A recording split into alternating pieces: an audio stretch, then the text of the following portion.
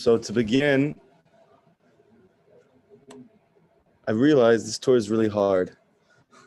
And I remember every time that I do this, I recognize that it's very hard, especially this part that we're on right now. And, ultimately, I think Hashem appreciates that we rack our brains a little bit and we try to dig down deep. There's tremendous healing that comes from trying to deeply contemplate difficult subjects in Torah. And at the same time, I don't want to lose understanding. So, meaning I want to make sure that people still come away understanding Lamaisa, what is the essence of what we're learning here and what we're supposed to do with it. The reason I say that is because this Torah, this lesson that we're learning, this section of it is very Kabbalistic, and usually when it comes to Chassidut, they will enclose those Kabbalistic concepts in very down-to-earth things in which to contemplate and work with. However, obviously Rabbi Nachman didn't find anything else to do with this one. So I thought I'd give a little bit of a story to start.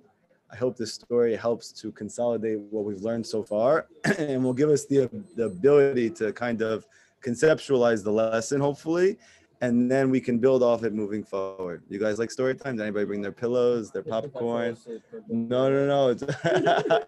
You should know that stories are not my, I don't know if they're my forte, but I figured I'd get... Nachman said, I heard a quote. Yeah. He said, most people tell stories to put people to sleep. I tell stories to wake yeah, them he up. tells stories to wake them up, not me. The schus of Rabbi Nachman, very good. And the schus of Rabbi Nachman Fega, that this story should wake us up. Okay. So there was a young boy. His name was Sasha. Okay? Sasha, as a child, was very happy.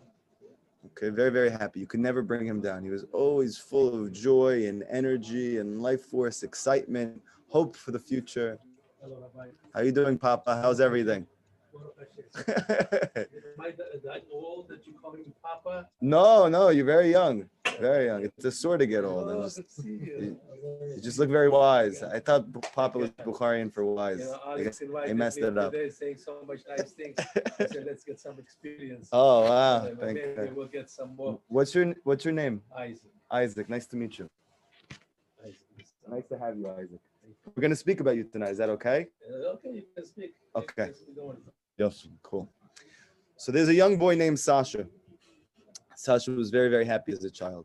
But then, like many of us, he gets to puberty, and all of a sudden, his emotions start to get a little twisted, and his thoughts start to get a little disturbing. His friends are not as nice, maybe, as they were when he was 5, and he's striking out in the area of a female companion.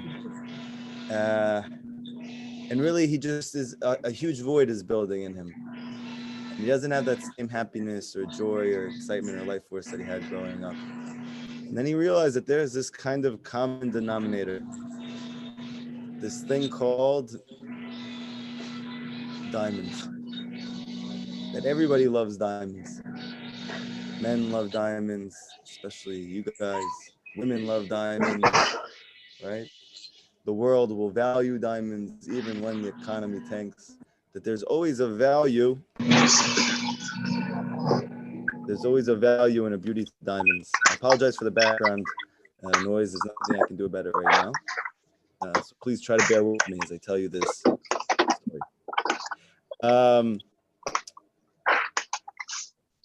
So what ended up happening, he lived in a family where he had his father there and he had his grandfather there. And when he was a little kid, he used to always hang out with his grandfather. They used to always play games together, especially like these board games where you have like the little tiny stones in that, where you have the stones in the thing and you push in each one. Yeah. And as he got older and he was, trying to become cool, he kind of lost touch with this part of himself. And even though his grandfather remained in the house happy doing that same thing, he didn't feel like he had any type of shaykh, any type of connection to this point in this phase in his life right now. So he kind of phased his grandfather out, not on purpose, but it happens. And ultimately, his grandfather saw him every day struggling to figure out what to do. And then all of a sudden, he sees that he's not home all the time. and his wardrobe changes, his attitude changes. And he says to his father, what is he doing nowadays? He says, oh, he got into the diamond industry. He's trying to sell diamonds. Okay. Why is he trying to sell diamonds? Because he thinks this is going to bring him back that thing that he lost as a child. And what ends up happening is he struggles. Like many people, they go to 47th Street. Some people, they do well. Some people, they struggle. And he's struggling on 47th Street with these diamonds. And all of a sudden, one day, he comes back home, because we know that when a person is dejected and he's struggling in life, what's the one thing that makes him feel good again? Home. Home. Not necessarily the home he lives in now, but the home he remembers when he was a kid, that type of home. He goes back to that home. He sees his grandfather there. So, you know what, maybe I'll just go play that game with him again. Goes, he sits down with him. And he says, what's going on with you? It seems like you've been struggling a little bit. Yeah, you know, I'm in the diamond game these days, and it's a little bit of a struggle. I'm having trouble making ends meet, and I really thought I'd make it big, and it's not happening for me. So he said, how come you never told me? Well, you're like 90 years old. I don't really know exactly what you had offered to the table, you know? He said, well, that was a big mistake, because I actually know where you can get the best diamonds, and you don't have to pay anything for them. What? Where can I get these diamonds? He goes, well, if you want more information, it's going to be a little bit unusual how you get the diamonds, and it's going to take a little bit of effort. But in the end, you can have these diamonds completely for free, and they are much more valuable than all the diamonds on 47th Street combined. Oh my gosh, this is amazing. I can't believe it. Who would have known that my grandfather, the one who I hung out with as a kid, would know? So he said, okay, where can I get it? He said, well, here's the thing. This diamond actually has 7 facets. And these 7 facets, due to certain circumstances, have been broken and shattered. And they're in 7 different locations. And for you to get this diamond, which is worth more than all the diamonds combined, you're going to have to get these 7 fragments, these 7 pieces of diamonds. But when you get them, if you get them, they are going to be covered in tremendous amount of dirt. And the dirt is going to be very difficult to get off. Very, very difficult to get off. Says, okay, so I want to do it. How do I do it? Also, once you get it off, you also have to clean them up. So there's a 2-part thing here. You have to get the dirt off the diamond, then you have to clean them up. He goes, okay, great. So just tell me what to do. So, okay. So here's the kicker. The way to get this diamond, I will tell you where it is, where the fragment is. But when you get to that fragment, the only way to get off the dirt and to clean the diamond and make it pristine is only through rainwater and only through thunder. The thunder is going to take the dirt off the diamond, the fragment, and the water is going to clean it and make it nice and crystally shiny, okay? So you're going to need thunder, and you're going to need specifically rainwater. Well, is it okay if I just get a bottle of water and I pour it on? No, it won't work. What if I get water from the river? No, it won't work. A lake, an ocean? No. What if I get the best, highest quality water? No, only rainwater. And I need literal thunder? Yeah, you need literal thunder. And what if I take the greatest cleaning detergents and I do this thing? What if I put it under fire and I put a laser on it? No, nothing will get that dirt off. The only thing that will shake the dirt off the diamond is thunder. Thunder and rainwater. Okay. Now, when I get there, how do I cause that there should be thunder and rainwater? He said, for that, you're going to need to sing a very sweet song. At each of these locations, you're going to have to sing this sweet song. And if you manage to sing this sweet song, automatically you'll see in the place that you're in, there will be thunder and there will be rain that comes down from the sky. This will clean off that part of the diamond. You do this in all 7 places. You will have all 7. You don't have to pay me anything for it. You just let me know you did it and how happy you are as a result. Oh my gosh, amazing. Okay, but I have a terrible voice. So how am I ever going to learn to sing like that? And I don't have money to afford to pay somebody to tutor me. Oh, so I have a best friend actually. But my best friend, he lives in Russia. So you're going to have to go to Russia. And they call him the sweet singer of Russia. And when you get there, if you ask him and tell him you know me and that you're looking to do this, he will teach you for free how to sing that sweet song. But he's the only one who knows how to do it. Okay? So he goes, and it's very, very difficult and arduous. Gets to Russia. He finds him in a hole in a wall. He sees that he has a group of people he teaches to sing, and he sees he has a lot of people who have opposition to him, that they find that he is very, very unconventional in his singing, that it's not the way that everybody else sings in the country, and they really are not a big fan of it, but he has a few people that are by him that really believe in his singing powers. And he asks him, and he starts to teach him how to sing a little bit. Okay, great. He goes and he tries, and he goes to one location, and he tries belting out the song. Thank God, it takes him a while to practice and get to the right point, but he's able to finally do it. And what comes happen? Rain, water, and thunder. And that diamond, that piece of the diamond that he has, the dirt just flies off, and the water goes on the diamond, and it becomes crystal pure, but it's only 1/7 of the diamond. And he does it in the next place, and he does it in the next place, and he does it in the next place. Now he has all 7. And what does he do? He brings all 7 back to his grandfather. And he says, I don't know how to put these 7 together. He said, don't worry about that. Give them to me tonight. Tomorrow, Bezrat Hashem, you'll have a full diamond. This diamond is worth more than everything in the world, actually. He does. He gets the diamond. And he realizes that in truth, that the thing that he was looking for was not wealth, but he was looking for this diamond. And there's no way he would have found it if not for his grandfather. Now, to understand a little bit of this story, we're going to have to go back to ancient days. Before the world was created, there is a concept which the Arizal brings down called Sfirat HaKelim, breaking of the vessels. What does that have to do with us? So we know that for the universe to exist, Hashem needed to create, so to speak, certain qualities, certain energies, certain faculties.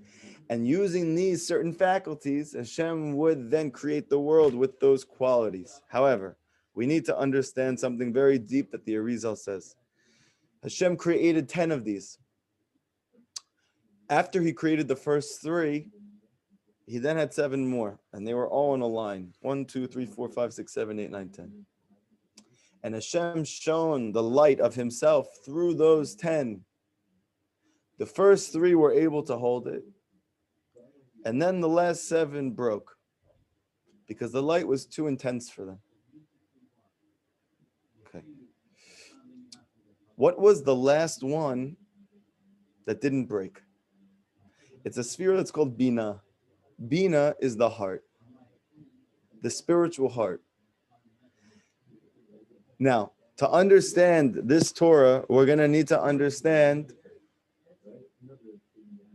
how these 7 connect to the heart. The 7 that broke connect to the heart. So I want you to think about it like this. In a heart, you have different parts. You have the aorta. You have the pulmonary valve.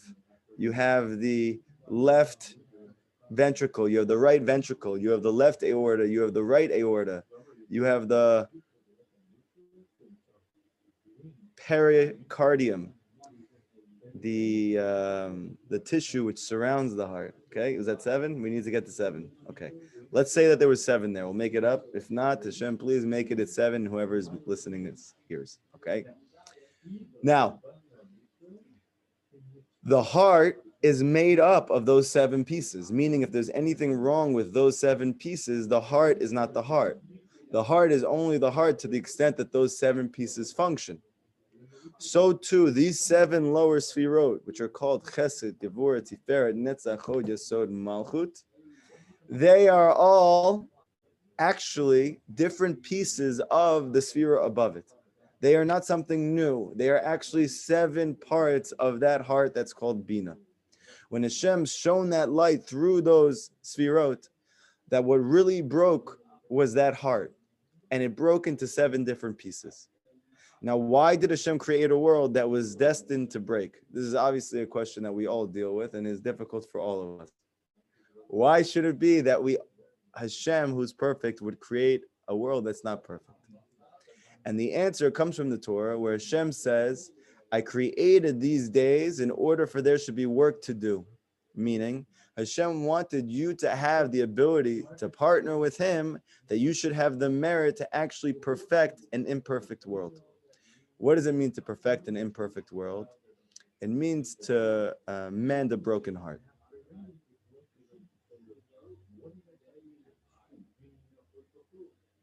And the reason why there are 7 days in a week is because there are 7 facets to this diamond that's called the heart. And this is the reason why we're sent here for 7 days. That's the reason why there are 6,000 years before Mashiach comes and 1,000 years of Mashiach. This is the reason why everything in the natural world is connected to the number 7, because there is 7 elements to this heart. And we are here in order to fix these different pieces of our heart, fix these days, fix these different organs. Okay. Now, what happens when something's broken? What does that thing experience? Sadness, despair, lack of joy. So if the heart is healthy, if the heart is functioning, if those 7 pieces, let's say, never broke, they were whole, what would the heart feel? Joy. What does your heart feel when you have things going well in your life, when everything is sort of functioning and moving in a way you'd like it to, things are working out? You feel joy, you feel simcha, right? But what happens when things are spiraling out of control and things are not working out? You feel distress, you feel confusion, right? So then your heart is not happy. Okay. Now, here is a little bit of a difficult thing, but since I only have 2, possibly 3, maybe 4, depending on which worlds we're meditating and flying in, I'll go a little bit deeper now.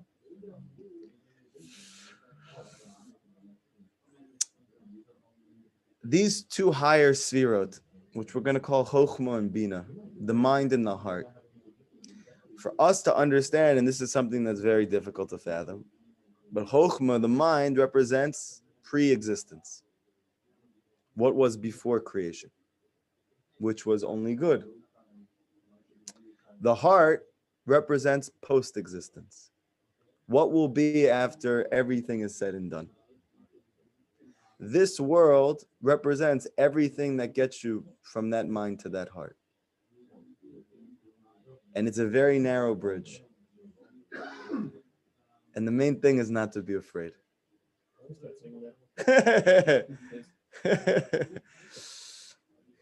Ha'olam kulo geshet sar me'od, geshet sar me'od, geshet sar me'od.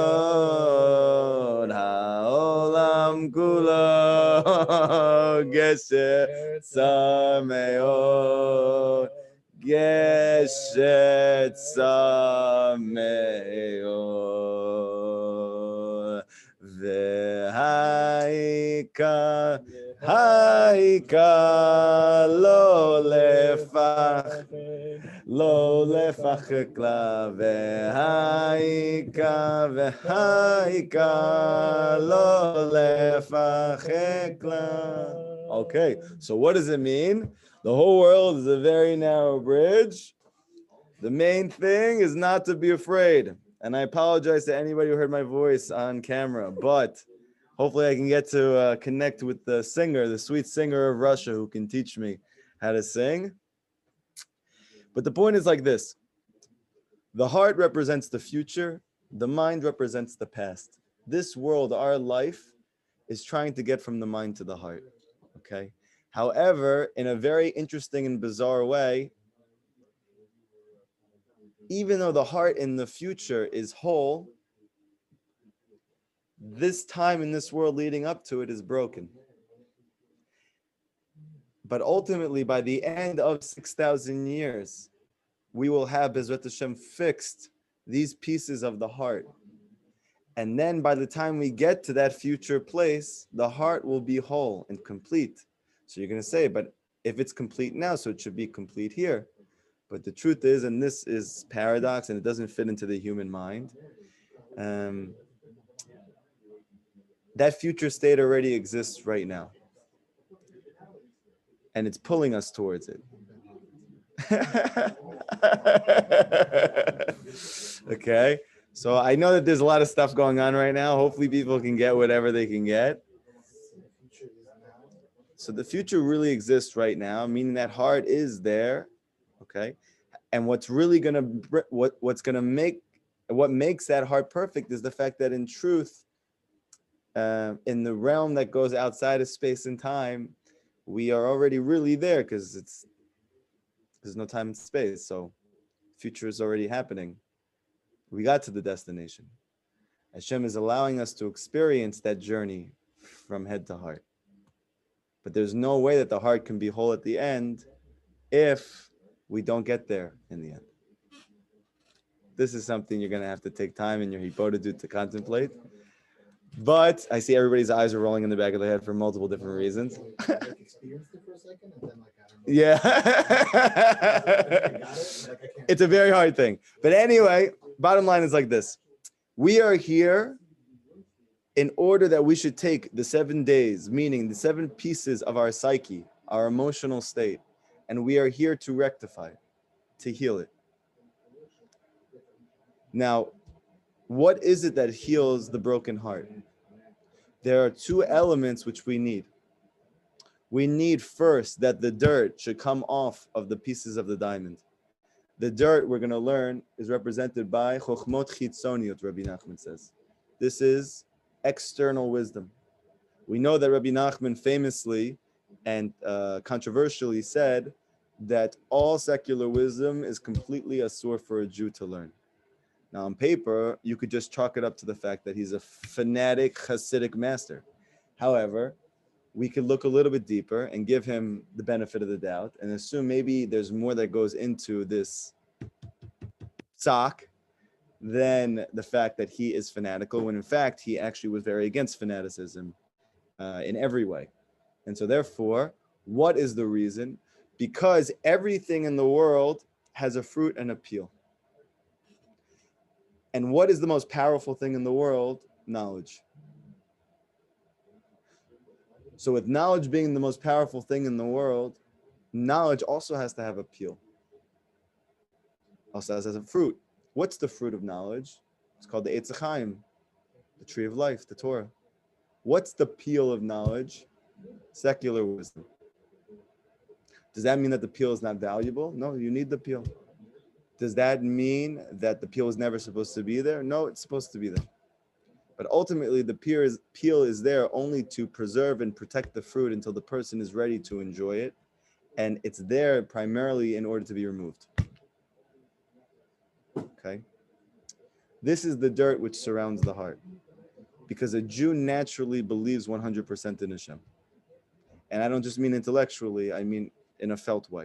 What is it, Rabbi Nachman says, that stops us from being able to feel what we know is true? And that is that Hashem is controlling and running every aspect of my life. It is your exposure, your investment, you're meditating on secular wisdom.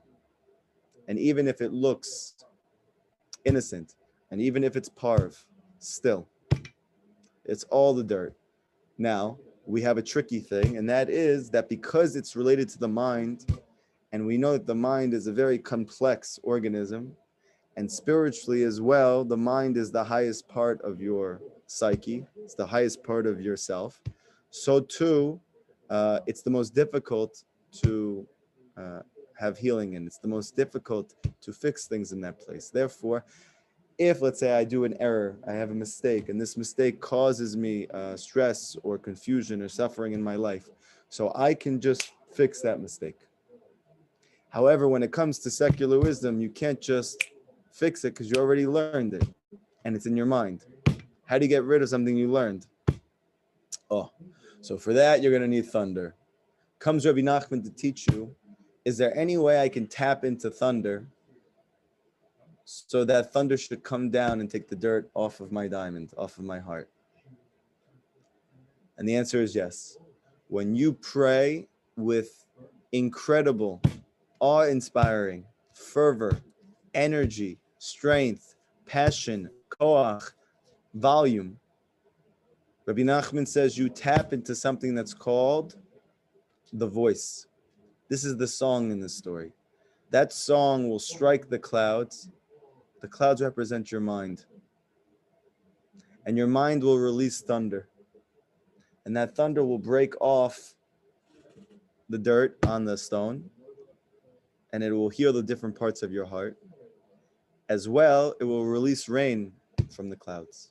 The rain is corresponding to wisdom. And wisdom, according to Chassidut and Kabbalah, it heals all. The thing that heals everything is wisdom. Godly wisdom. God consciousness. So you get both from the clouds. But your ability to, so to speak, activate the clouds to release the thunder, meaning that thing which is going to shake off all of your prior secular wisdom, which is putting your emunah in wraps, and for you to be able to release the wisdom from your own mind, which is going to heal your broken heart, you're going to need to have a voice, a song, which can reach all the way up to the clouds. This is called praying with gevura, praying with energy, praying with koach, praying with thunder and might. Okay. And ultimately, what is it that's causing our lackings? Meaning, why am I not happy? So the story is supposed to be alluding to the fact that in truth, your lack of happiness is not coming from some external reality. It's not coming from the fact that you're not successful at work, or that you haven't found the right girl, or that you haven't done this, or you haven't done that, or that you're struggling with this and that. The real struggle is coming from the fact that you don't know where happiness comes from. And who's the only one who knows where happiness comes from? Your grandfather, the one you used to speak to before the world corrupted you. This is Hashem. And as you got older and you became more wise, you went into the world and you stopped hanging out with your grandfather because you didn't feel that he has anything to offer to you. However, when the struggle hit and you saw that things were not working out, you ultimately had to go back and open your heart up to him a little bit. This is called hibodedut. And then ultimately, what will he tell you? That there's a sweet singer, that there's a tzaddik somewhere. And he has the koach of voice. He can teach you how to sing. He can teach you how to pray in a way that you will be able, no matter who you are or where you're holding, you will be able to strike those clouds, which will release the thunder and the rain that you need to heal your fragmented heart. And then you'll see that the thing that you've been looking for your whole life has been inside of you the whole time. And you didn't have to go anywhere to find it. Everybody understand the story. Okay. Now, we'll go a little further.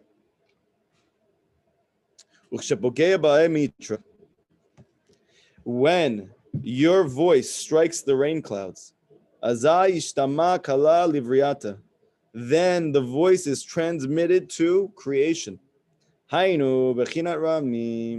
What's creation? Your heart. Right? What's the first letter of the Torah? Bet. What's the last letter? Lamed. The whole entire creation is the heart. It's broken.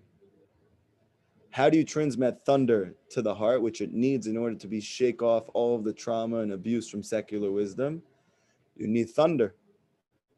Thunder is the only thing which removes that. And this is why the pasuk says in Tehillim, Kol ra'amcha bagalgal. The voice, the sound of your thunder was in the sphere. What is this, a science fiction movie? What is this talking about? This is Tehillim. David HaMelech wrote this thousands of years ago. What is the concept of the sound of your thunder was in the sphere? So Rabbi Nachman is alluding to the fact that the sphere is the mind. Where is thunder coming from? The sound of your thunder, meaning Hashem's thunder, is in the sphere of your own mind. That if you can tap into your own mind through your voice, you can release Hashem's thunder and it will remove and shake off all of the dust of your heart. And by the way, this happens to be a pasuk which is in Tikkun HaKlali, which is very interesting. Right? In Tehillim, there's 10 different chapters which Rabbi Nachman has in Tikkun HaKlali. One of them is Ayin Zion 77, and there it says the sound of your thunder was in the sphere. Now we need to know, like we always say, that everything Rabbi Nachman did was bedavka. When he said I came up with these 10 Tehillim, he didn't pick up 10 random Tehillim in his book because he felt like it. There was very deep chokhmah and wisdom that he chose each one. And one of the reasons why we get it here is because ultimately, what is the tikkun for the Brit? You need to wipe away all of the dirt around the heart. Because what's causing a person to want to waste seed is that he's not happy. And happiness is in the heart. So how am I going to be happy?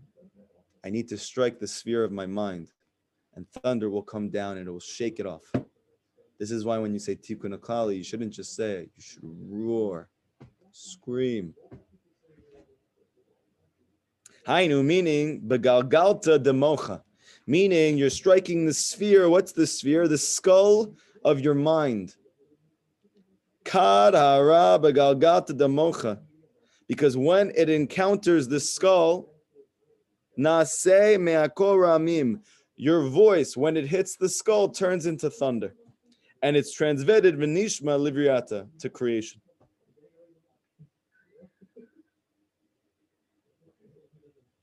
Now we have a pasuk in Tehillim. It says like this: Pi yedaber chokhmot. My mouth will speak chokhmah, wisdom. V'hagut libi. And the meditation of my heart will be understanding.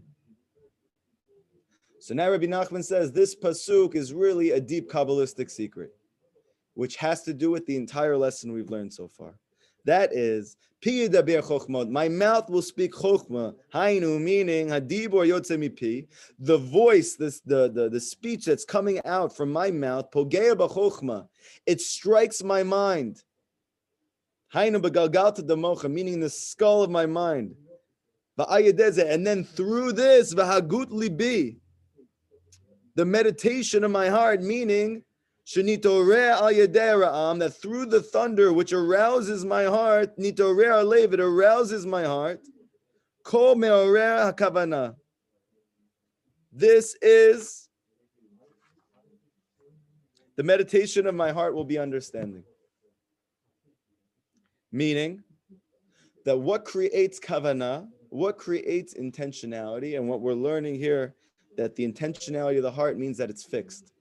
That if you have intention of the heart, it means you fixed it. How do you get the intention of the heart?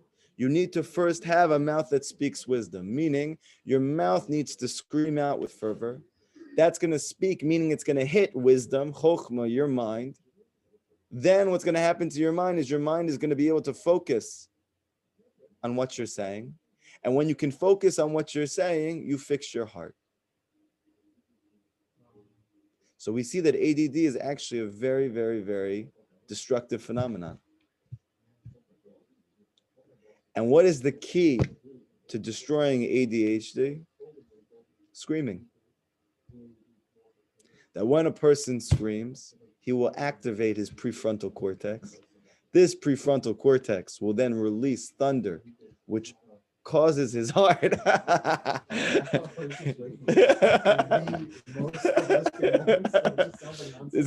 Strike his heart. It'll strike his heart.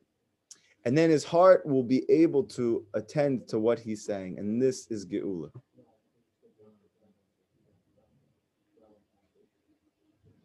So if you're wondering to yourself, why can't I just scream? Because that's the beginning of your redemption. Where do we see this clearly? Where do we see that the Jews, so to speak, were in a pickle for a long time?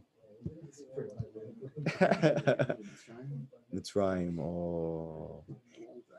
a long time. And you want to know something very deep?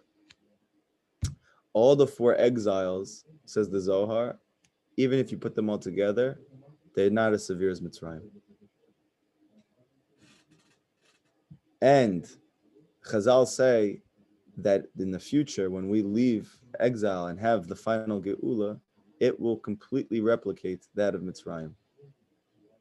So we see that really, we're not just trying to get out of the last level of exile, we're trying to get out of all of it. And now you can understand why it's so hard to get out of bed in the morning. And now you can understand why it's so hard to be happy.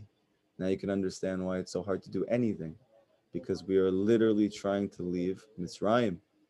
And you see that despite the intelligence of the Jews, and the thoughtfulness of the Jews, and the caring nature of the Jews, they couldn't leave Egypt. Until what did they all do? They screamed out to Hashem. They screamed out, and then Moshe was sent to go save them. Why?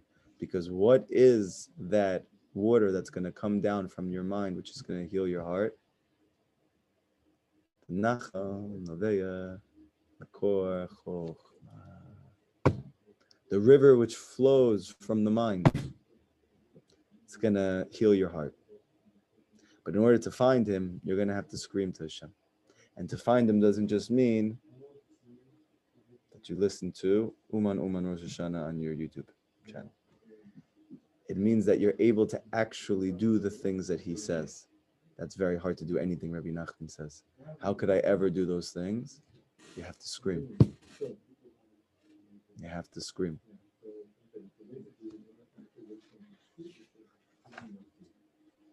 When you scream to Hashem, Yeah. it opens up your heart. When your heart is open, you pay attention to your words and mean what you say. And then you change from And that. then when you mean what you say, then it actually makes real prayer. Yes. In a nutshell? Yes. You're like, this is pretty elementary stuff over here. No, we spent like 3 months or something. Yeah, you're encapsulating this. Because we kept getting new students every time. Yeah. Going back. Yeah. So I was like, when are we going to fit? Okay.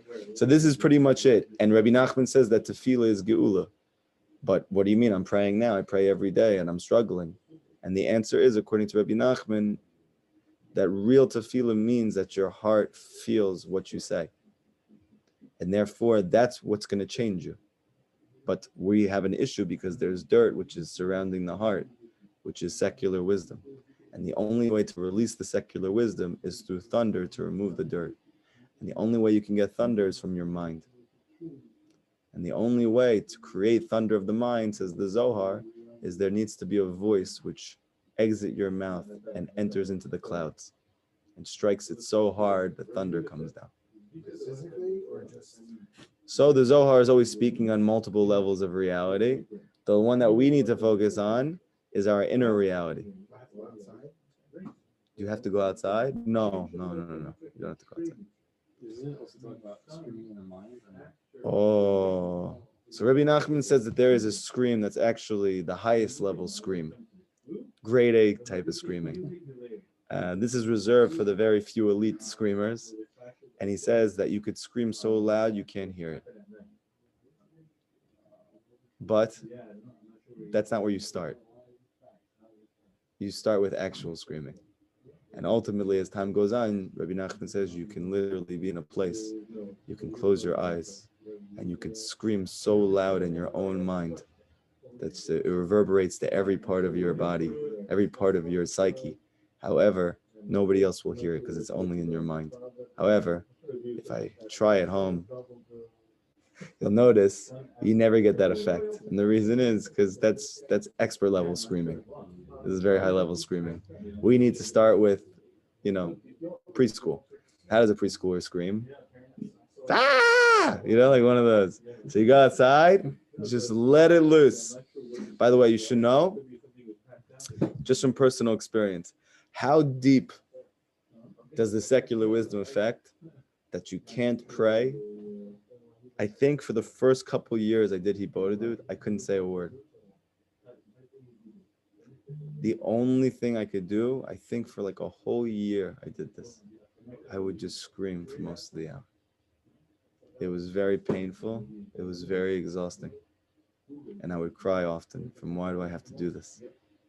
However, ultimately, with the schut of Hashem and my perseverance, ultimately the dirt comes off of the heart. And it happens every time until you can actually feel in your heart the words that you say and change from them.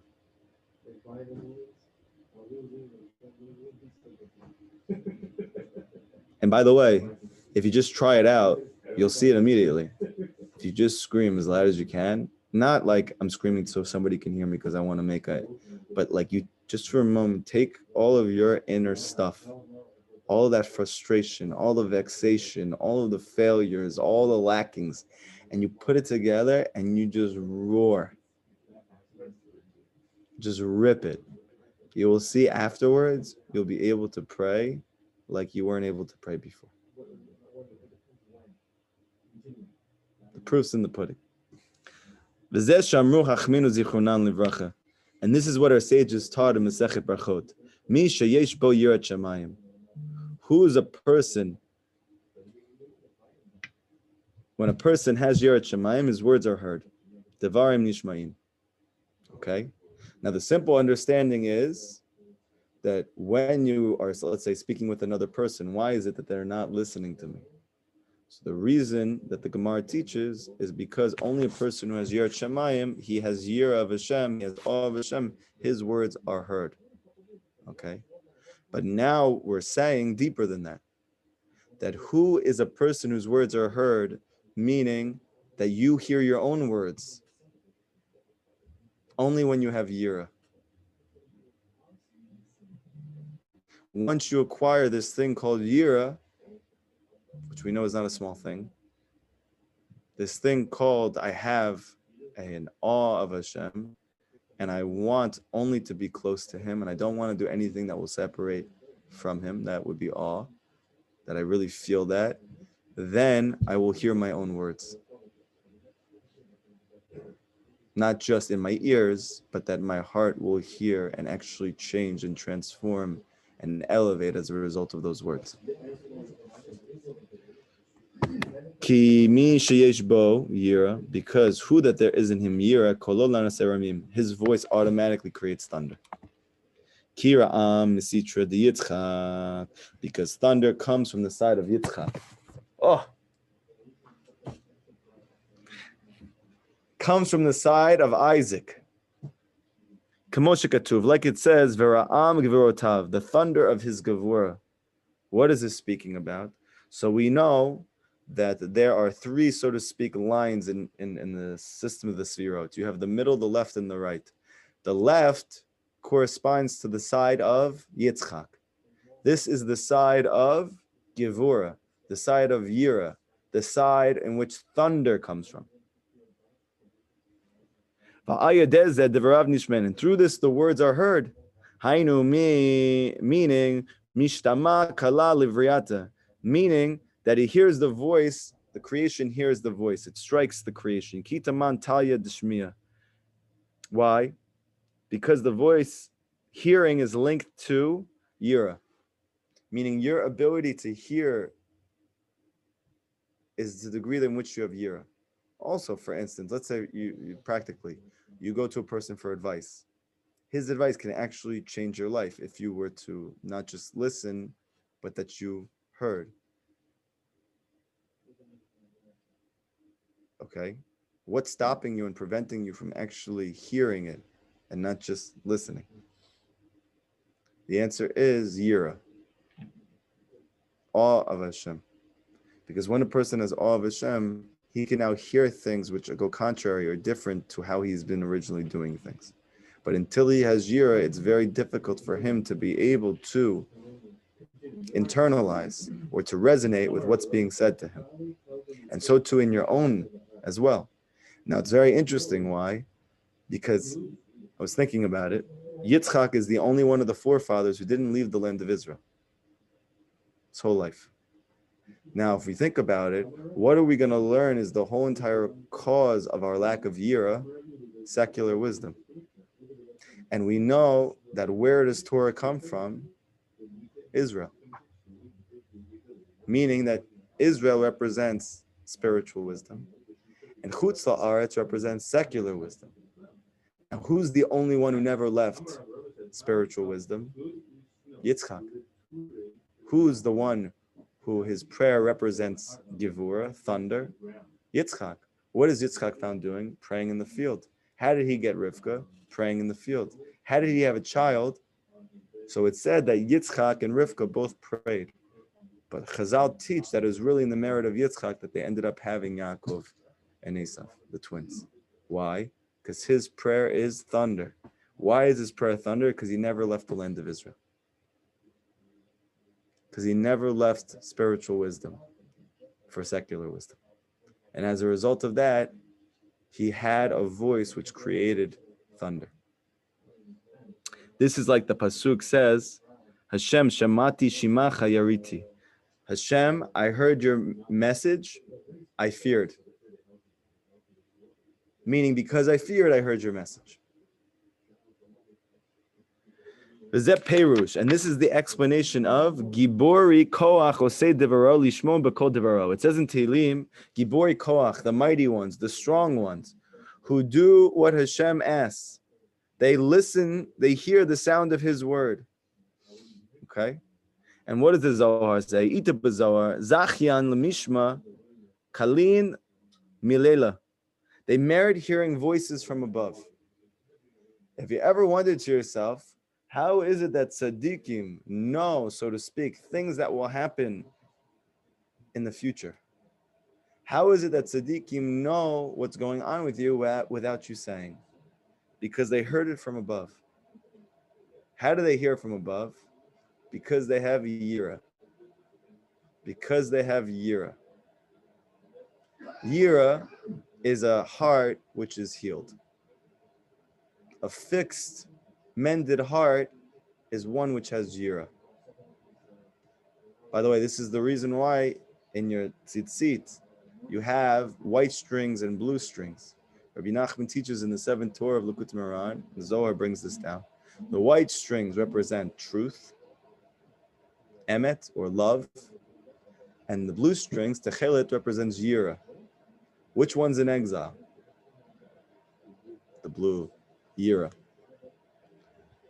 Oh, and by the way, this class should be a refuah shlema for Ptsia Bat Miriam. Hashem, please, that it should be a complete refuah shlema. Hashem, please, and the merit of those who have yira, that my voice should be heard. And they merit hearing voices from above. Why do they get to hear those voices? Because they have yira. Why do they have yira? Because they don't learn secular wisdom. In other words, by means of the gevur, the thunder is generated. And through this, your heart can hear what you're saying. This is why the pasuk says, "Va'agut libi," that my heart is going to contemplate tevunot, understanding. Why tevunot? Because it says, "V'natata lavdecha lev shomea," that David HaMelech's son, Shlomo, or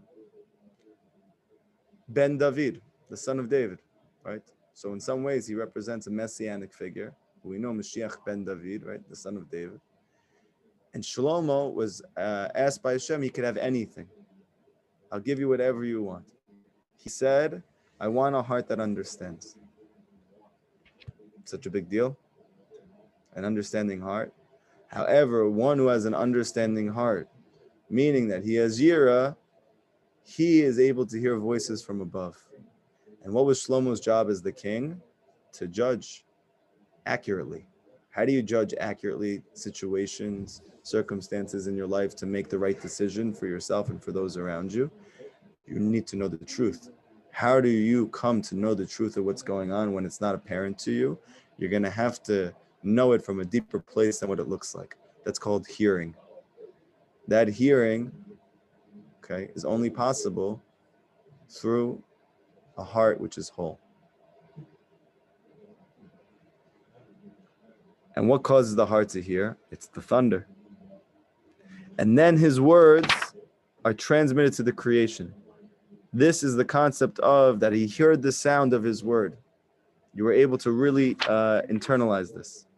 We'll do a little bit more here. We'll finish the section, Bezrat Hashem, and then we'll get to the big kicker, which is secular wisdom. And we're going to see how this is the whole cause of the damage to begin with, and how ultimately we're going to have to deal with it in order to be able to have a heart that hears, so that we are able to transform our lives and to attain joy and to stop looking everywhere else but the place where it is for the happiness. This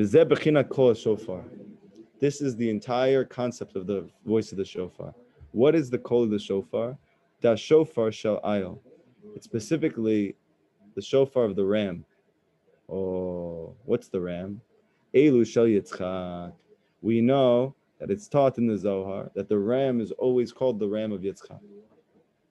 So what's the only thing which can cause a person to be able to release all of the dirt around the stone, the diamond, to release all of the darkness which plagues the heart so that you can hear? You're going to need the ram, the shofar blast. And that is the shofar blast of Yitzchak, which is the aspect of the thunder of his gevurot. Now, interestingly, you notice, where did they get that from? Because Yitzchak was supposed to be sacrificed. And he said, no, don't do it. There's a ram instead. How did you get from Yitzchak to the ram? Because it's one thing. Yitzchak is the shofar. Okay? When you blow that shofar, meaning that you pray with thunder, then ultimately the kol shofar is what awakens you from your sleep, from your slumber. And this is what causes you to be able to hear. V'zechu ashrei am yodei trua.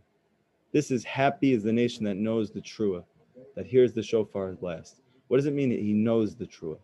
It means yodei daika specifically. Shivga hakol b'moach, because the voice, the sound of the shofar struck his mind. He knows it.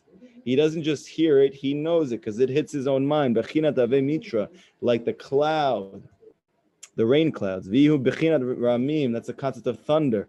Umish shomea tekiyat shofar meish yare vechared, and who that he hears the tekiyah shofar, the shofar blast from someone who has yirat shamayim, bevadai lo yidag kol hashana. It says he will not be scared the whole year. Why won't he be scared the whole year? Because you blew the shofar? Because this is rectified yira. This is elevated yira. That when you hear the shofar blast from a person that he has yira, he has true yira, a tzaddik, and he blows that shofar, that's going to rectify your fallen yira, your fallen fears, which are causing your lack of happiness, which are coming from, what we're going to learn is secular wisdom. And it finishes here and it says, with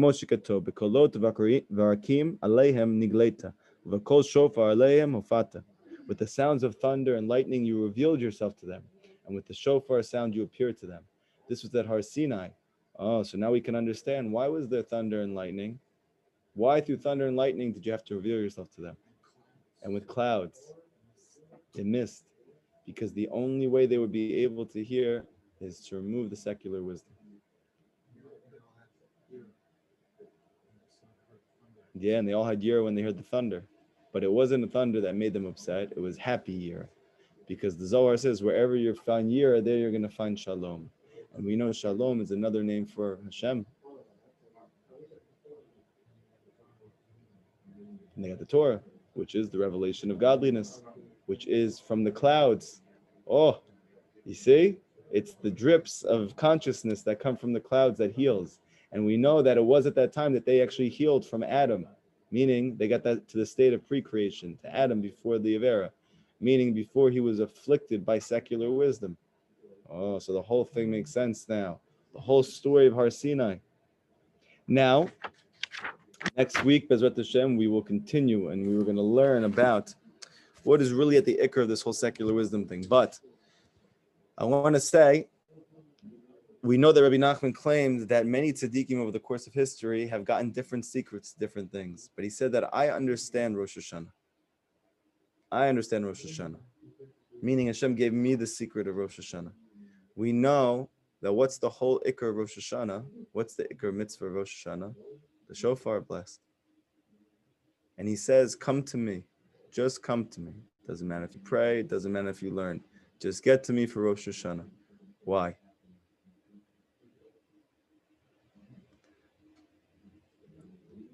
Because Rabbeinu is the Kol Shofar.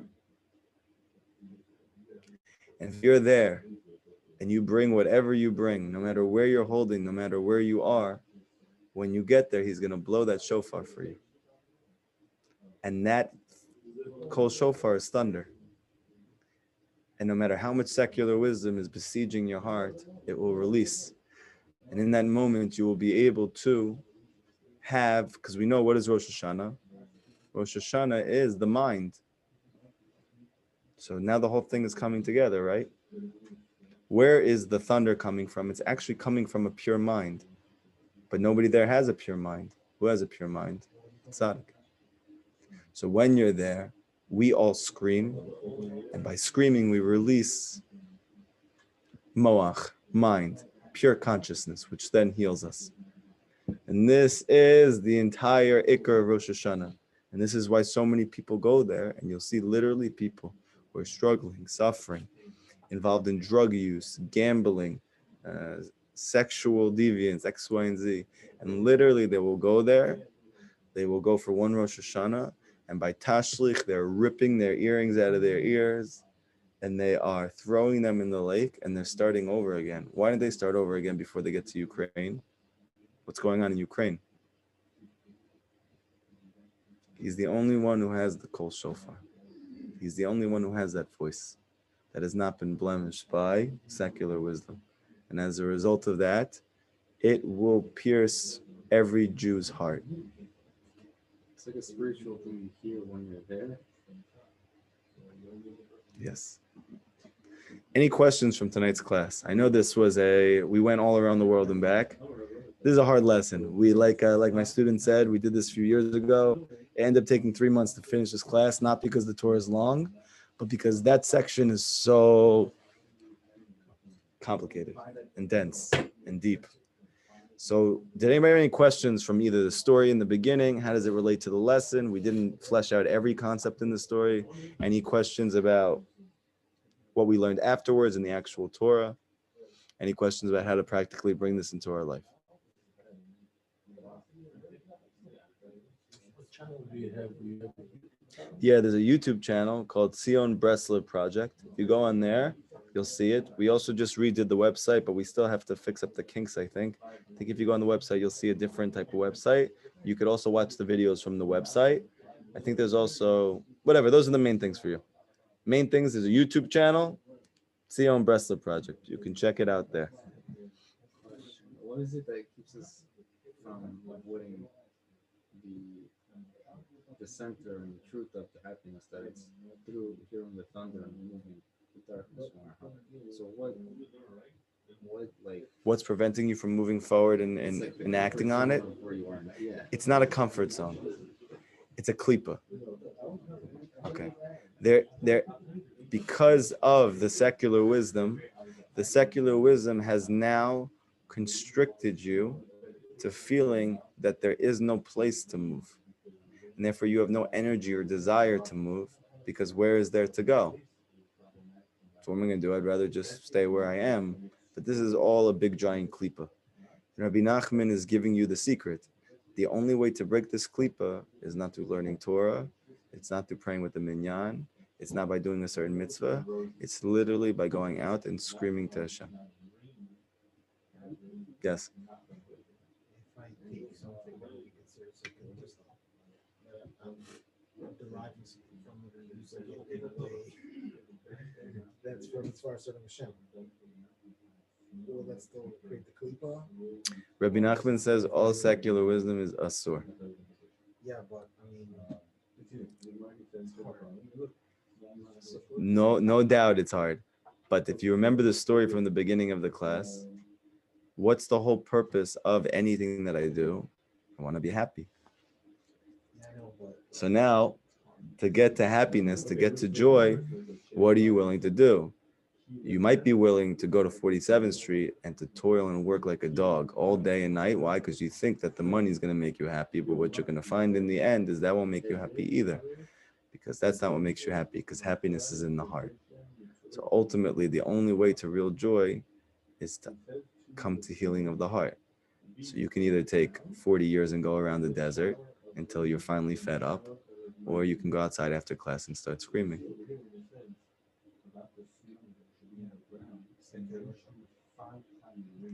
How much screaming is going to help me if I stand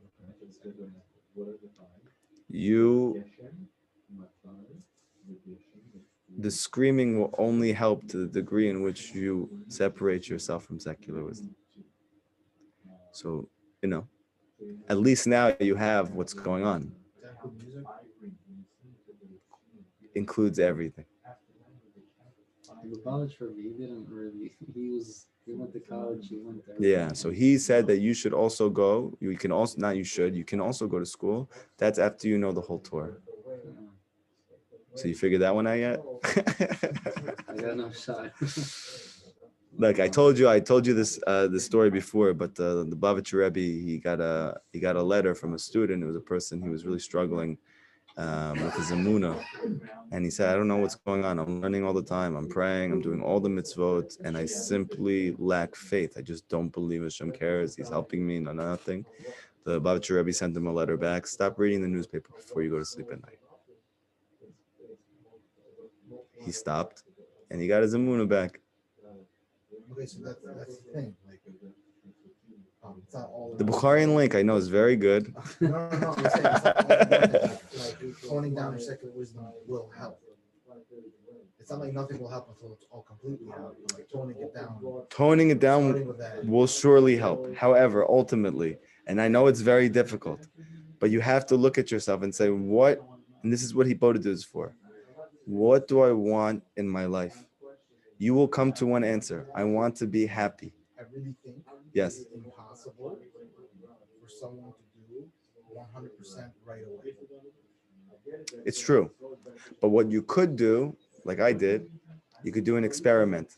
You know how they do like the 40 days without you grow out your beard, right? Or the whatever. A week. 1 week or Shovavim.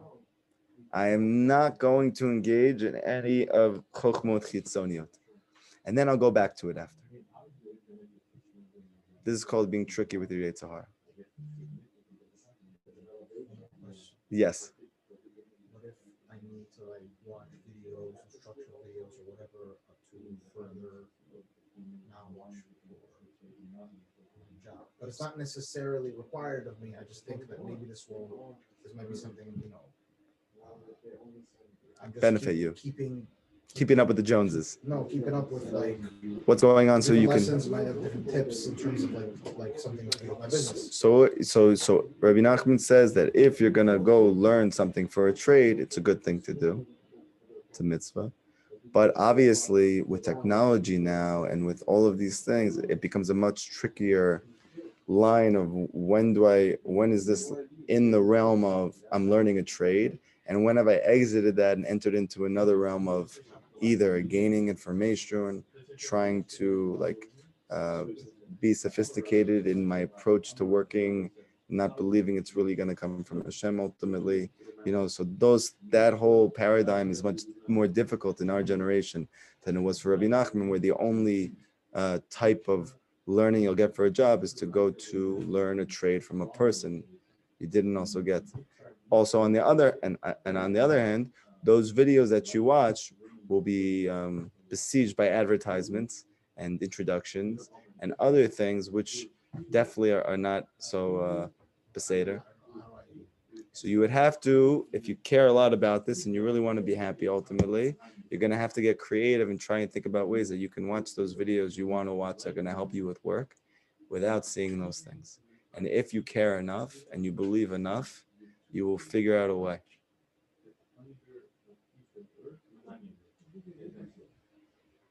One more question. Yes. What if my job, my business requires, in and of itself, in its nature, a sophisticated approach? Not all businesses are simple. A lot of them have like sophisticated need to learn and master in order to be able to do this business, so it doesn't look like an open miracle when you just make money. You know what I mean? Like you can't just go like open up a store and just do nothing some things that don't work for anybody. Right. Super simple. Yet for some reason they're making money. It's going to be an open miracle. Right. You understand Hashem can do it. Just I'm sure he doesn't want us to like ruin the matrix for everybody. Yeah. Okay. So I would say that as long as you don't leave from your inner state of simplicity, in order that when you go to work, you are involved in whatever is going on in that job, which is not simple.